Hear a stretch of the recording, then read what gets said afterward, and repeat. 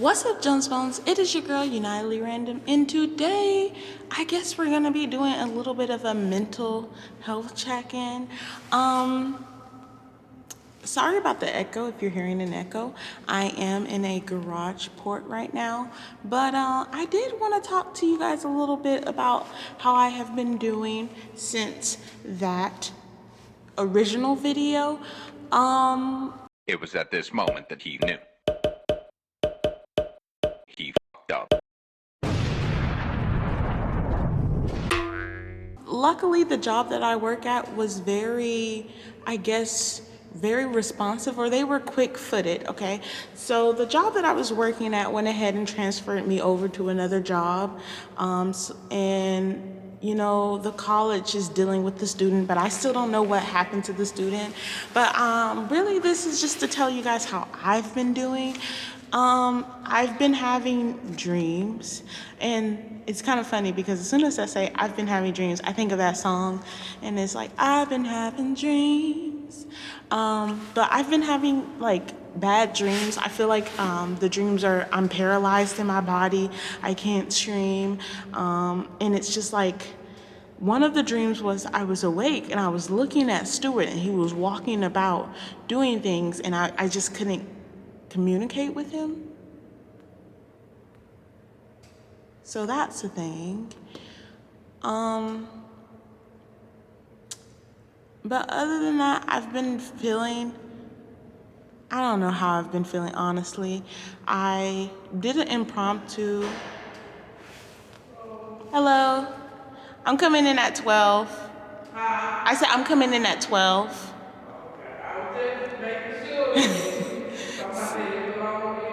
Sorry.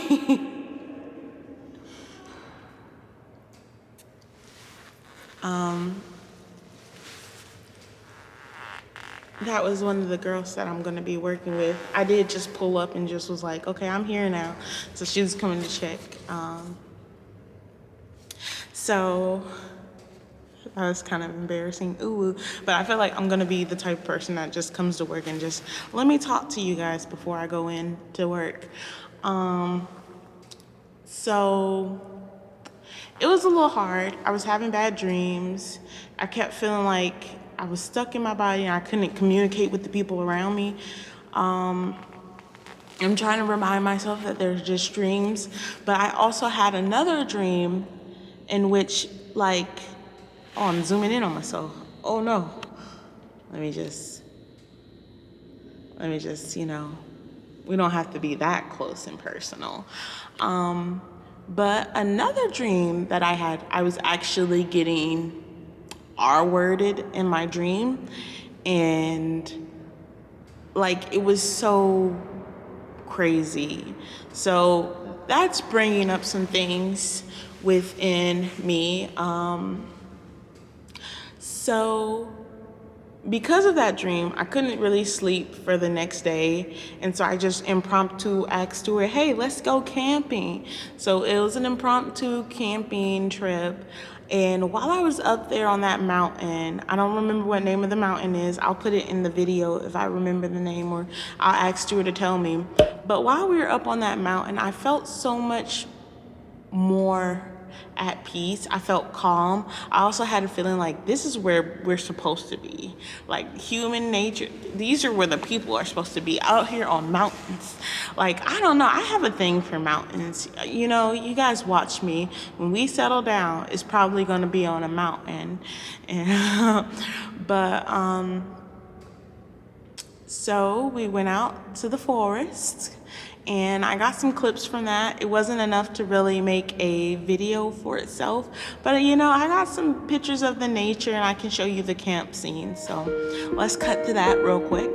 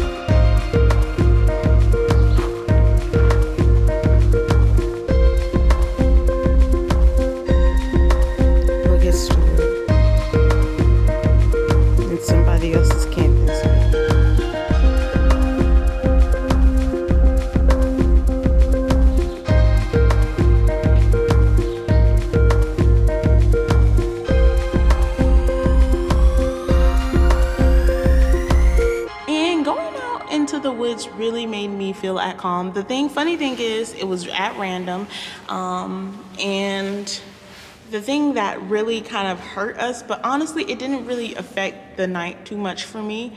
I guess because everything else felt like it was all going kind of downhill. I felt like I was a little bit spiraling. That the fact that it rained the whole night while we were there did not bother me as much as you might think it would have bothered me.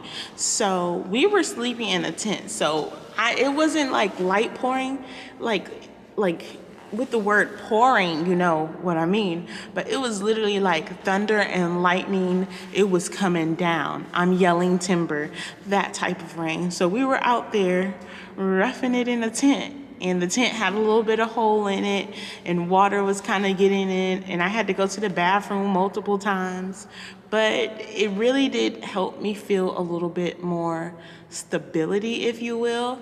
So I had a great time on that trip, and then while we were on that trip, I got a call from the college talking about the student. I had to explain the situation over again. And right after that, I went and me and Stuart went on a hike after that. So we went to the woods. You know, the first night we're cooking our meats, we're chilling, it's raining. So I wasn't able to do all of what I wanted to do. I wanted to pull out my tarot cards and do a reading out in nature and stuff like that. But I just really didn't get around to doing it. I'm thinking about, until I get my mental health or myself together, I just want to say that we're going to be doing 2 videos each week. And those 2 videos are going to be a mental health check-in, and it's going to be my Friday. So Friday is going to be a video in which I just show you something fun or do like a vlog-like video other than just sitting in front of the camera and just telling you guys where my head is. I think I need to focus on me in that way for a little while. The cars aren't going anywhere, but there's a lot of things that's happening, like the new job. We're gonna have to move pretty soon, and we're in the market. We're trying to see what we can do with our money. An interesting story about that, and I guess I'll tell you guys more about it when we like learn more information and see what we're trying to do. But we had someone who told us, hey, you guys go ahead and pay this much to this credit card and pay this much to this credit card, and we can go ahead and get you a loan. And that loan was going to be about I'm bad with numbers, $100,000. And we were like, okay, we're gonna do something with that. But a month later, the man just kind of went like, it just went left all of a sudden.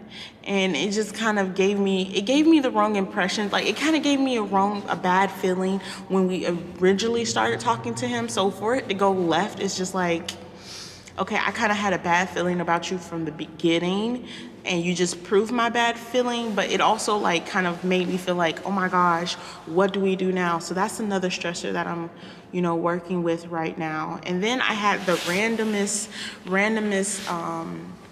thought process this morning where I was just like, not even this morning, it was like I was trying to go to sleep a couple hours ago, and I just thought about how me and Stuart have gotten to this point, and I love me some Stuart, but also I can't just ignore all of the pain that I feel like he put me through. And it just really sucks because everybody's like, oh, just move on, it's no big deal. And it's just like, no, I want to talk about my feelings with you, because I feel like every time I bring up the conversation, he's just like, okay, that happened in the past, let's move on. But it's like, okay, but the pain is in the present, so we gotta deal with it, because I can't just, ignore it. I can't just move on from it. And I think that I'm learning more about myself and how I work. And I'm learning, surprise, surprise, that ADHD isn't just hyperactivity. ADHD affects me in a lot of ways, and I didn't know that until I looked at what Gabby Hanna was doing, and she blaming stuff on her ADHD, and I was like, wait a minute, like, what can ADHD do to you? And I knew that it made you a little bit more sensitive and whatnot, and I've always been the sensitive type, but started to look up a little bit more about my ADHD, which is something that it's not something that I just randomly was like, I have ADHD. It's something that I was diagnosed with as a child, but it's just like, I don't want this video to go on for way too long. I just wanted to kind of jump in here for a Monday video because your girl has been not slacking, but she's been resting. She's been recuperating. She's been getting her mental health together.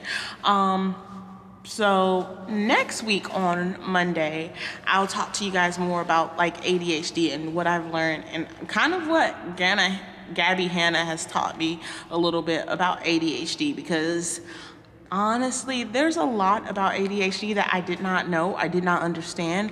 I thought it was just the way my mom explained it, you know, you're just hyper, you know, and you'll grow out of it. And it seems as though I'm not growing out of it, and it affects me in a lot of ways. A little bit tidbit about my mom. We did immediately text her and let her know about me being attacked.